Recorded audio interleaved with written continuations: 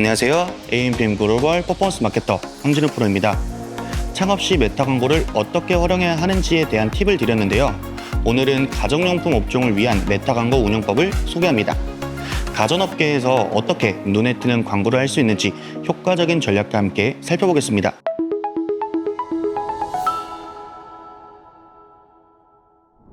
네, 여러분 안녕하세요. AMPM 글로벌 퍼포먼스 마케터 황진우 프로입니다. 네, 지난 강의들에 이어서 오늘은 메타 광고 운영 전략 4편 가전업종에 대해서 말씀드려보도록 하겠습니다.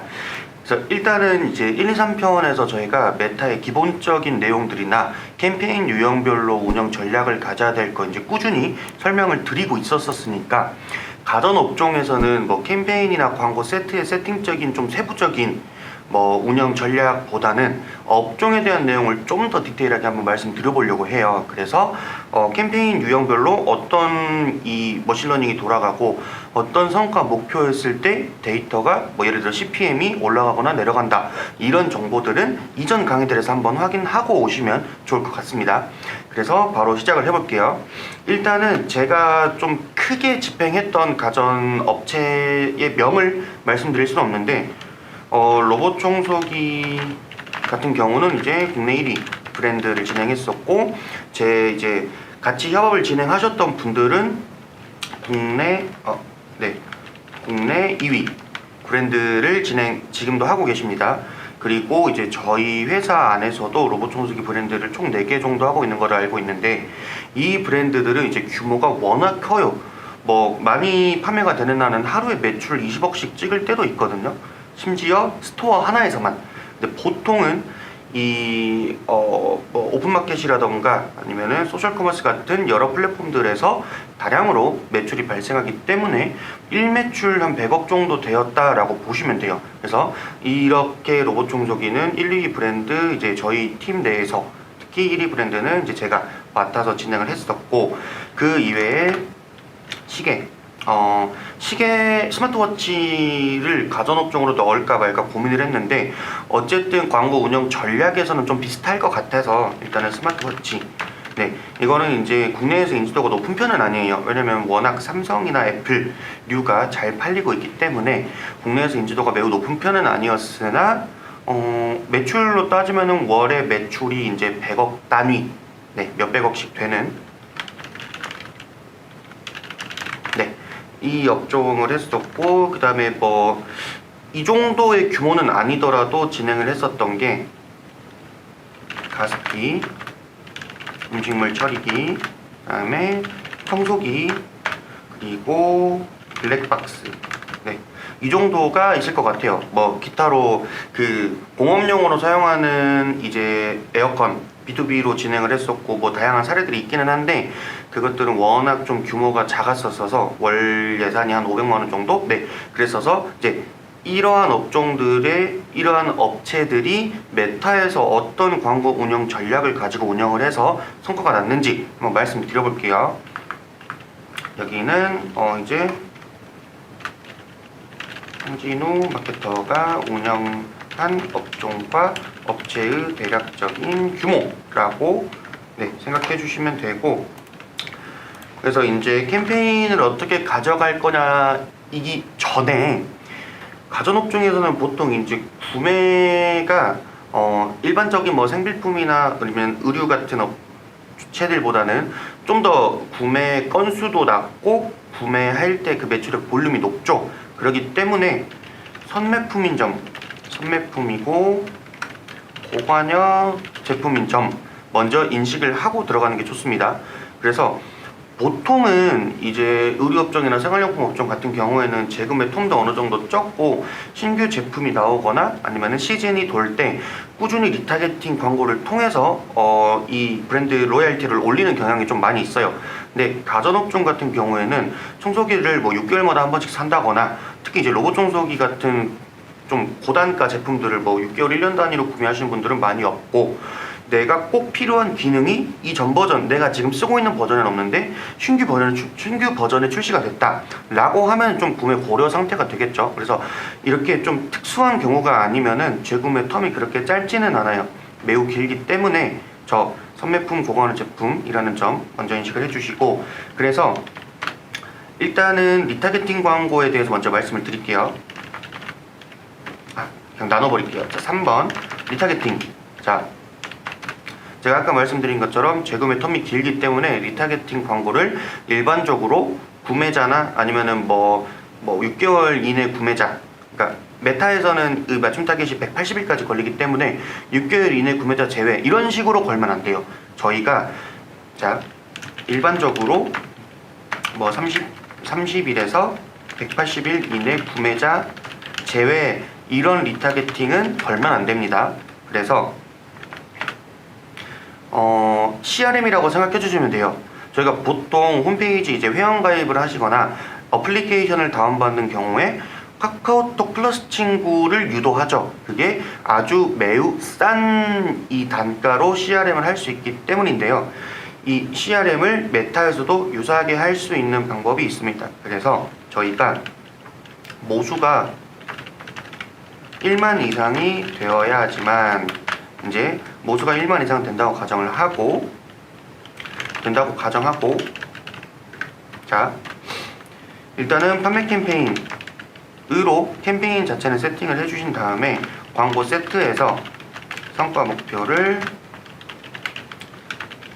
페이지 뷰로 먼저 잡아요. 먼저 잡아서 우선 설정을 해서 180일로 맞춤 타겟 잡습니다. 그래서 아니 구매자에 대한 이 리타게팅 말씀을 하시다가 왜 맞춤 타겟을 페이지 뷰로 잡나요? 라고 하시는 분들이 계실 텐데, 당연히 이제 구매 모수가 1만 이상이고 구매 1만 이상을 맞춤 타겟을 180일로 잡을 수 있다면 너무 좋겠지만 그런 브랜드들이 생각보다 많지 않아요. 왜냐?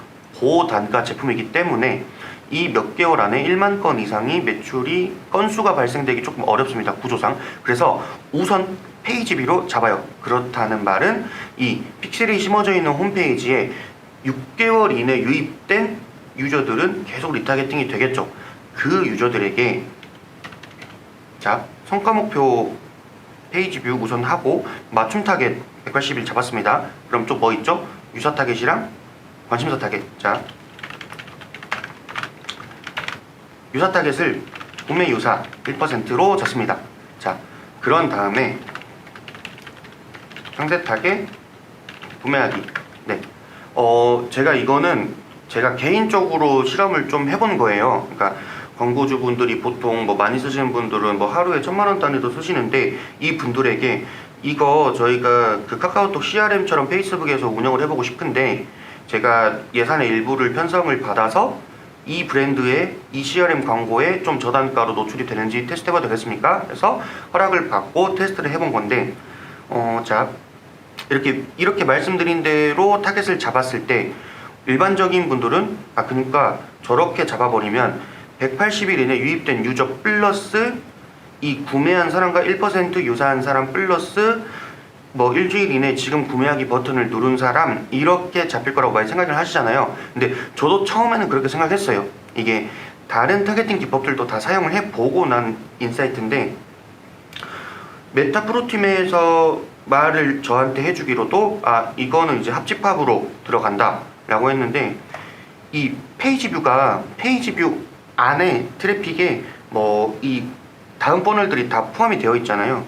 그 사람들에게서 이 페이지 뷰 안에 포함된 사람들이 다른 트래픽도 가지고 있죠. 다른 트래픽을 가지고 있어요.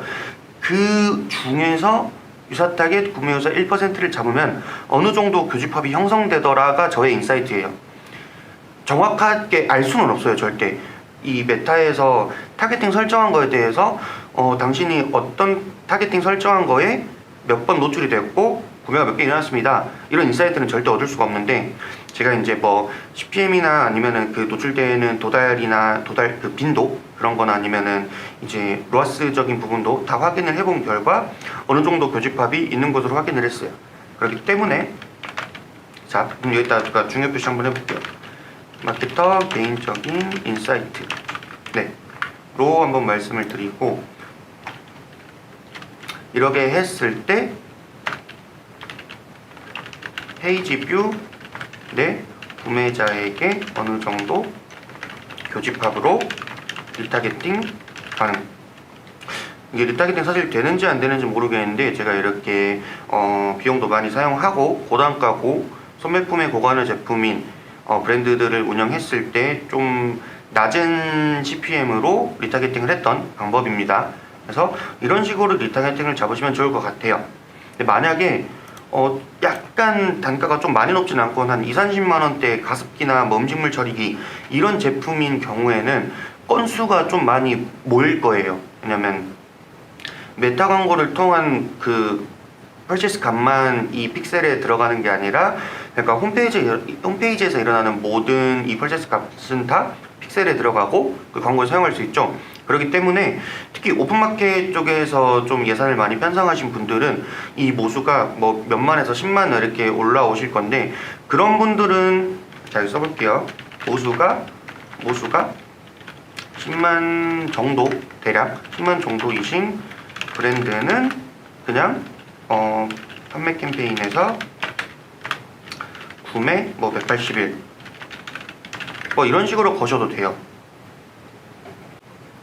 그래서 이렇게 메타에서도 물론 카카오톡 그 채널 메시지나 카카오톡 CRM보다는 조금 단가가 높긴 하지만 비교적 낮은 CPM으로 리타겟팅을 할 수 있다. 그랬을 때 이 리타겟팅 광고에는 무엇을 해야 하냐? 일반적으로 구매를 유도하는 소재와 카피를 사용하시면 안 됩니다. 왜냐면 아까 말씀드린 것처럼 이미 구매를 했고 아직 재구매를 할 텀이 안 되었어요. 그렇기 때문에 이분들의 그 브랜드 로열티를 올릴 수 있는, 충성도를 좀 올릴 수 있는 그런 소재 유형과 카피를 쓰셔야 합니다. 거기에 대해서 말씀드릴게요. 이 리타겟팅 광고의 소재. 자, 일단은 일반적으로 구매를 유도할 때, 자, 만약에 뭐 연예인이나 인플루언서가 이제 만약에 이제 계약한 연예인이나 인플루언서를 보유하신 분들은 그 연예인이나 인플루언서를 적극 활용을 하시겠죠. 물론 저도 그랬고, 이제 대한민국 사람이면 누구나 알만한 이제 배우나 아이돌도 모델로 사용을 해봤고, 그랬을 때 일반적으로 제품이나 아니면 좀 후킹성 내용만 있는 것보다 훨씬 CTR이 높았습니다. 하지만 구매하신 분들은 이미 알고 있어요. 이미 알고 있기 때문에 일반적으로 구매를 유도할 때와는 다릅니다. 그래서 일반적으로 구매를 유도할 때는 뭐 연예인, 인플, 유무를 떠나서 고객이 직접적으로 얻을 수 있는 혜택에 대해서, 고객이 직접적으로 얻을 수 있는 혜택 위주로 구성을 하겠죠. 그래서 이 뭐 우리나라에 정말 많은 로봇 청소기 브랜드가 있는데 우리 로봇 청소기는 어떤 장점이 있습니다. 이거는 타사에 없어요. 뭐 이런 식으로 우리만이 가질 수 있는 이 경쟁 우위라던가 아니면은 우리 브랜드 다 아시죠? 라는 내용의 이제 브랜드 파워를 이용한 점, 아니면은 지금 한 달 동안만 뭐 10% 할인을 합니다. 지금 한 달 동안만 구매하신 분들께 뭐 청소 브러쉬 같은 거를 사은품으로 드립니다. 이런 식으로 추가적인 프로모션 내용들을 넣을 수가 있겠죠. 그래서 말씀드린 혜택 위주, 고객이 직접적으로 얻을 수 있는 혜택 위주인데, 저희가 리타겟팅 CRM 광고를 메타에서 할 때는 우리 브랜드를 이미 경험한 사람들이잖아요. 그래서 우리 브랜드가 타사 대비 어떤 점은 장점이고 또 어떤 점은 단점이고, 또 내가 뭐 프로모션 하는 기간에 구매했기 때문에 지금 구매하는 사람들보다 싸게 산 부분도 있고, 그러니까 이렇게 이미 브랜드를 경험을 했고 이미 브랜드를 경험하고 단점을 알고 제품 핵심 특징들을 아는 유저이기 때문에 브랜드 이제 인식이라고 표현할게요. 인식을 제공하는 광고를 해야 됩니다. 어떤 느낌이냐면, 예를 들어서 제가 이 일정 기간 동안 소재의 무드를 다양하게 사용할 수도 있지만, 뭐 연예인이 계약 기간이 있기 때문에 연예인을 되게 대두했던 소재를 사용했다고 해볼게요. 그리고 지금 구매하시면 뭐 10% 할인, 이번 달만에 10% 할인, 뭐 이런 좀 후킹성 멘트를 통해서 상세 페이지로 유입이 되었고, 거기서 이제 특정한 트래픽을 남기고 뭐 타사랑 비교하다가 좀 이따 구매를 보통 이렇게 하시잖아요. 그랬다고 가정을 했을 때 전혀 다른 무드의 브랜드 이 인식을 주는 거예요. 그래서 아마 이거를 가장 잘하는 브랜드가 나이키랑 애플이라고 생각이 드는데, 물론 제가 이제 모든 브랜드의 광고를 알지 못하지만 나이키는 이제 뭐 Just Do It이라는 슬로건을 가지고 그 스포츠에서 뭐 한계를 뛰어넘는다던가, 아니면 일반인도 충분히 그 이 열정과 그런 정신력만 있으면 스포츠인처럼 할 수 있다. 무엇과 함께? 나이키 브랜드와 함께, 나이키 제품과 함께, 이런 식으로 광고를 많이 하고, 애플 같은 경우도 이거 애플 광고 같다, 애플 광고 느낌 나는데 라는 말이 나올 정도로 애플 특유의 그 영상 시뮬레이터가 돌아가는 그 무드가 있잖아요. 그러니까 그런 식으로 되게 평소에 잘 하다가 한 번, 두 번씩 이제 2인자 결합, 2인자 경합을 하는 경우가 있어요. 어떤 경우냐면 이제 미국에서 삼성이 애플을 자꾸 건듭니다. 광고에 사과를 넣는다던가, 사과를 베어 먹는 거, 아니면 뭐 광고에 사람 머리카락이 이제 애플 그 휴대폰 위에 보면은 그 이렇게 검은색 좀 디스플레이를 가려진 그 처리가 있죠. 그런 모양으로 머리카락을 해놓는다던가, 이런 것들이 있고, 펩시도 코카콜라도 서로 경합하면서 이렇게 디벨롭하는 경우도 있고, 뭐 나이키도 이제 경쟁사들과 그렇게 경합적인 내용을 브랜드 넣는 경우가 있죠. 근데 애플도 이제 유사합니다. 유사한데 그거는 보통 TV 광고고, 온라인 광고 영역에서 애플이 이 2인자 브랜드를 광고하는 듯한 느낌을 줄 때가 있어요. 그러다가 어쨌든 광고를 처음 경험한 사람들은 이거 이 2인자 브랜드 굉장히 좋네 라는 생각을 하는데, 영상 마지막에 애플이 이 모든 장점을 이제 상쇄하는 그런 내용을 집어넣습니다. 그래서 일반적인 소비자들이 보았던 애플 광고와는 좀 다를 수 있어요. 아까 코카콜라, 펩시 얘기도 나왔으니까 그 말씀 드리면, 코카콜라도 원래는 뭐 부국봄이나 아니면 크리스마스 때 뭐 이런 캐릭터들이 막 이렇게 콜라를 만드는 과정이나 이런 걸 하는데, 가끔씩 전혀 다른 무드에 이제 실제 사람이 나와서 자판기에 코카콜라와 펩시가 같이 있는 거기서 코카콜라를 뽑아 먹는다든지 뭐 이런 내용들을 쓰는 것처럼, 브랜드가 기존에 가지고 있던 이 브랜드의 이미지가 있는데 여기서 좀 다른 느낌으로 톡 튀어주는 겁니다. 그렇게 되면 유저 입장에서 내가 이미 경험하고 잘 사용하고 있는 브랜드예요. 그랬을 때 평소와 똑같은 광고가 나오면 내가 알아 하고 넘기거나, 이거 내가 쓰는 제품인데 하고 좀 보다 넘기거나 이럴 수 있는데, 평소에 내가 구매했을 때 사용했던 소재 무드와 좀 다른 인식을 주면은 색다른 느낌이 들겠죠. 이게 이제 저희가 일반적으로 말하는 광고 피로도 감소 효과가 있는 겁니다. 그래서 이제 좀 많은 퍼포머 분들이랑 이제 콘텐츠 마케터 분들이 브랜드에 대한 내용을 계속해서 노출을 해서 브랜드의 인식을 제고해야 되냐, 아니면 이 광고에 대한 피로도를 줄이면서 계속 다른 느낌을 주면서 브랜드 인식을 제고해야 되냐, 이게 굉장히 많이 좀 논점이기도 하고, 이제 직접 운영하시는 분들도 좀 고민거리이실 거예요. 근데 저희가 위에 계속 말씀드린 것처럼 메타 안에서 리타게팅 CRM 광고를 할 때는 이미 브랜드나 제품에 대해서 잘 아는 사람들이기 때문에 이 광고 피로도를 낮추는 기존과 다른 유형의 광고를 통해 브랜드 인식을 제고할 수 있다. 물론 이 온라인 광고에 대한 가이드가 있기 때문에 TV 광고처럼 좀 경쟁 브랜드를 강렬하게 뭐 디스하거나 아니면 서로 경합하기는 조금 어려울 수는 있지만, 어쨌든 그런 느낌처럼 평소에 우리가 우리 브랜드에 대한 이미지를 좀 예쁘고 좀 담백하게 표현을 했다가 또 어느 날은 강렬하게 호킹을 줄 수 있는 것처럼, 그런 식으로 브랜드 인지도를 평소와 다른 무드, 광고, 소재와 각기로 이제 경험을 시켜주기. 네. 이게 저도 보통은 이 광고만, 이 CRM 광고만 딱 돌린 경우는 없죠. 저는 아예 없었고, 그래서 보통은 뭐 판매 캠페인이랑 뭐 트래픽 캠페인이랑 그 다음에 그 사은품이나 아니면은 사전 예약 같은 이 잠재 고객 캠페인이나 그리고 이제 노출 위주로 하는 뭐 인지도 캠페인 이런 식으로 한 번에 엄청나게 많은 캠페인을 집행을 하시게 될 텐데, 이때 리타겟팅 캠페인 CRM 광고를 또 따로 이렇게 돌리시게 되면은 좀 기존 광고들이랑은 다른 이 지표 양상을 보실 수가 있어요.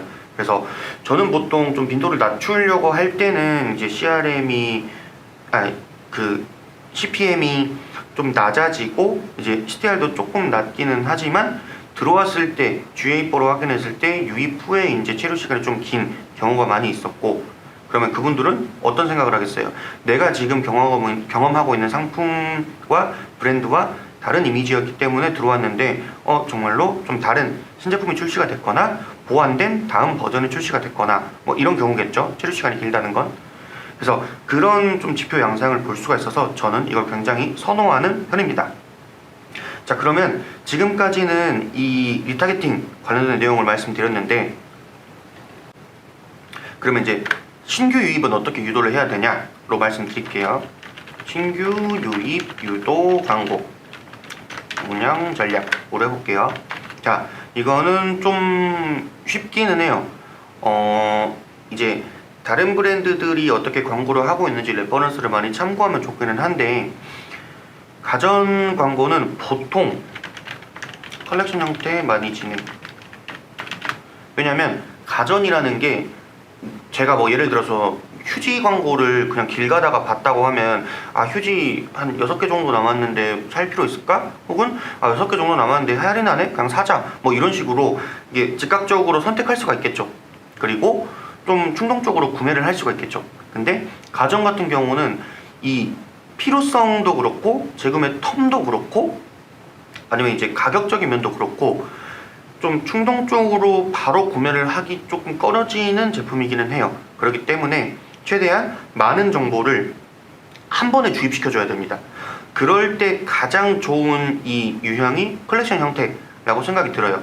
그래서 저는 진행을 했을 때 가로 형태의 영상 메인 플러스 슬라이드 형태의 이미지, 이거를 제일 많이 사용하기는 했거든요. 제가 이거 의료업종 때도 말씀드렸긴 했는데 가로 형태의 영상에서 뭐 예를 들어서 위에 뭐 로봇 청소기 말씀드렸으니까 로봇 청소기가 이 집의 인테리어가 딱 되어 있는 모습이 잠깐 나오고 클로즈업이 돼서 도크에서 로봇 청소기가 빠져나오면서 이렇게 청소를 하고, 청소하는데 갑자기 이제 화면이 로봇 청소기 밑으로 들어가면서 뭐 자동으로 이렇게 뭐 브러쉬가 청소가 되고 물걸레도 기능이 되고, 그러다가 다시 들어가서 자동으로 물을 버리고 충전이 돼요. 이런 걸 영상에 딱 뿌려주면서 밑에 슬라이드 형태에다가는 후킹성 멘트들을 주는 겁니다. 뭐 예를 들어 뭐 어디 홈쇼핑 1주 할인, 뭐 그 빅세일이나 이런 좀 큰 이 매체에 대한 할인이 있을 때 그런 내용 써주고, 거기에 우리 브랜드도 해당된다는 내용, 어느 정도 할인이 된다는 내용, 어느 정도 프로모션이 그 사은품이 들어간다는 내용, 이런 것들을 밑에 이미지에 줘요. 그렇게 되면 이 영상을 슬쩍슬쩍 보면서도 이미 밑에서 그 어디 플랫폼에서 할인을 하고 우리 브랜드가 거기에 참여를 하고 몇 % 할인하고 하는 이 모든 정보가 한 번에 들어오죠. 이런 식으로 한 번에 다량의 정보를 강제 주입하는 느낌을 주기에는 컬렉션 형태가 최고다 라고 말씀드리면서, 이때는 제가 소재 단위에서 많이 말씀드리는 여러 광고즈 광고, 그리고 이 어드밴티지 최적화 부분은 거의 꺼주시면 됩니다. 네. 왜냐하면 저희가 좀 특정하게 보여주고 싶은 무드가 있어요. 특히 이 좀 고관여고 선매품인 이 가전업종 같은 경우에는 CPM이 일반적인 생활용품보다 좀 많이 높으신 것을 경험하실 수 있으실 거예요. 그런데 이 한 번의 노출이 중요한데, 한 번 노출될 때 우리가 원하는 무드가 아니라 좀 다른 형태로 노출이 된다 라고 하면 같은 비용으로 노출을 시켰는데 손해겠죠. 그래서 이런 부분들은 꺼주시면 됩니다. 자, 그리고 이제 신규 유입을 유도를 하려면은 어쨌든 우리 브랜드를 경험하지 않는 유저들에게 노출해야 되잖아요. 그렇다고 해서 맞춤 타겟으로 페이지 뷰 제외 거시는 분들이 있는데 이거 절대 안 됩니다. 위에서 말씀드린 것처럼 선매품 고가의 제품이기 때문에 한 번 들어온 사람들한테 계속해서 광고를 쏴줘야 돼요. 그래서 따라서 캠페인을 분리해서 아예 신규에게만 노출하는 광고 플러스 유입된 유저에게 구매를 지속적으로 유도하는 광고 동시에 집행해야 됩니다. 신규에게만 노출하는 광고는 맞춤 타겟으로 페이지 뷰 제외해도 되겠죠. 그리고 유입 유저에게 광고는 이제 유입된 유저에게 광고를 하는 이제 맞춤 리타겟팅 광고는 아니기 때문에 구매, 장바구니, 결제 시작 제외. 그러면 뭐야? 장바구니 추가한 사람들은 어떻게 해요? 네, 이럴 경우에만 장바구니, 결제 시작, 리타겟팅 따로 운영. 네, 이런 식으로 이제 구성을 하면 되실 것 같아요. 그래서 장바구니에 추가해놓은 분들은 우리 상세 페이지나 가격적인 정보나 이런 것을 보고 매력을 느꼈으나 구매를 만약에 안 했다라고 하면은 타사에 비해서 좀 비교 우위가 적었을 수가 있겠죠. 근데 막 장바구니 추가하신 분들은 내가 이제 좀 정말로 필요로 한지, 지금 쓰고 있는 제품에서 좀 교체를 해도 될지, 좀 100만 원이 넘어가는 제품인 경우에는 좀 금전적으로 내가 지금 살 여유가 있을지, 필요가 있을지, 뭐 이런 것들을 고려하는 상태겠죠. 그리고 결제 시작에서 이탈된 유저들은 뭐 물론 결제 시작 페이지가 좀 난잡하게 되어 있어서, 아니면은 내가 원하는 간편 결제인 네이버 페이 이런 게 잘 없어서 뭐 그러실 수도 있지만, 결제 시작에서 이탈된 경우는 구매를 딱 마음 먹었지만 좀 더 고민해볼까? 라고 해서 이탈되었을 수도 있죠. 그래서 이런 유저들에게는 이 계속 자사의 뭐 경쟁 우위나 프로모션을 계속 노출해 주는 거예요. 자사 제품의 제품의 경쟁 우위 및 프로모션 강하게 노출. 그렇게 되면 이제 이 알고리즘에 의해서 제가 뭐 A사 거를 장바구니 추가를 했다고 하고 좀 상세 페이지 보면은 B사, C사, D사, E사, F사 다 저한테 메타 광고 뜨잖아요. 그렇기 때문에 그들보다 좀 더 우리가 어떤 점이 낫다라는 점을 대두를 해야 됩니다. 그러려면은 타사가 어떻게 광고를 하고 있는지 알아야겠죠. 그래서 제가 아까 신규 유입 유도할 때 타사가 광고하고 있는 레퍼런스를 참고해야 된다는 게 그런 거예요. 당연히 이제 이 디자인 쪽으로 가져오시면 절대 안 되고, 디자인을 가져온다기보다는 어떤 내용을 주로 강조를 하고 있는지. 그러면 우리 경쟁사인 B, C, D사는 이 부분을 경쟁 우위로 잡고 계속 광고하고 있는데 우리는 얘보다 한 단계 높은 이점이 있어요. 그러면 저희가 이 시점에서 이걸로 계속 광고하면은 이 B, C, D사 다 이길 수 있겠죠. 아니면 B, C, D사가 유사한 걸로 광고를 하고 있는데 우리는 그 부분이 아예 없어요. 그러면은 우리는 있는데 얘네가 없는 부분을 찾아서 광고에 좀 대두를 해야겠죠. 그래야 신규 유입 유저가 우리 브랜드를 처음 경험했을 때 이 브랜드는 내가 지금 사용하고 있는 제품의 브랜드나 아니면은 좀 광고에서 본 그것들과는 좀 다른 독자적인 특징을 가지고 있네 라고 생각이 들겠죠. 그렇기 때문에 이 경쟁사가 어떻게 하고 있는지 본 후에 이 경쟁사와 경쟁사 제품보다 경쟁 우위에 있는 내용, 그리고 우리만 지금 진행하는 프로모션 내용을 강하게 노출을 하면 됩니다. 그래서 일단은 가전업종은 뭐 당연히 세팅단을 좀 자세하게 들어가면 좀 다를 수도 있겠지만, 이 부분 선매품이면서 고관여 제품인 부분 때문에 일반적으로 리타겟팅을 좀 강하게 주셔야 하고, 리타겟팅 소재는 일반적인 구매 유도 소재와는 좀 많이 다르고, 신규 유입을 유도할 때도 일반적인 이 재구매 텀이 짧고 좀 충동 구매가 일어날 수 있는 제품의 광고와는 다른 양상으로 진행을 해주시면 됩니다. 그래서 좀 더 자세한 인사이트를 원하시는 분들은, 아니면 좀 컨설팅이나 그 광고 대행 의뢰를 맡으실 분들은 아래 편하신 번호로 연락 주시면 제가 이제 담당자분의 상황을 확인해서 컨설팅을 해드리도록 하겠습니다. 그래서 다음번에는 또 다른 업종에, 제가 집행했던 다른 업종의 메타 광고 운영 전략으로 또 찾아뵙도록 하겠습니다. 지금까지 AMPM 글로벌 퍼포먼스 마케터 황준이었습니다. 감사합니다. AMPM 글로벌을 더 알고 싶나요? 저희 AMPM 글로벌은 훌륭한 마케터님들과 언제나 광고주님들을 기다리고 있습니다. 정확한 데이터 분석은 물론 1:1 맞춤 컨설팅을 통해 광고주님의 사업 성공을 도와드리겠습니다. 네이버에서 AMPM 글로벌을 검색 또는 마케팅 인사이드를 통해서 수많은 정보를 확인하실 수 있습니다. 아래 링크 혹은 전화번호로 연락 주시면 친절한 상담 도와드리겠습니다. 디지털 온라인 광고는 언제나 AMPM 글로벌과 함께.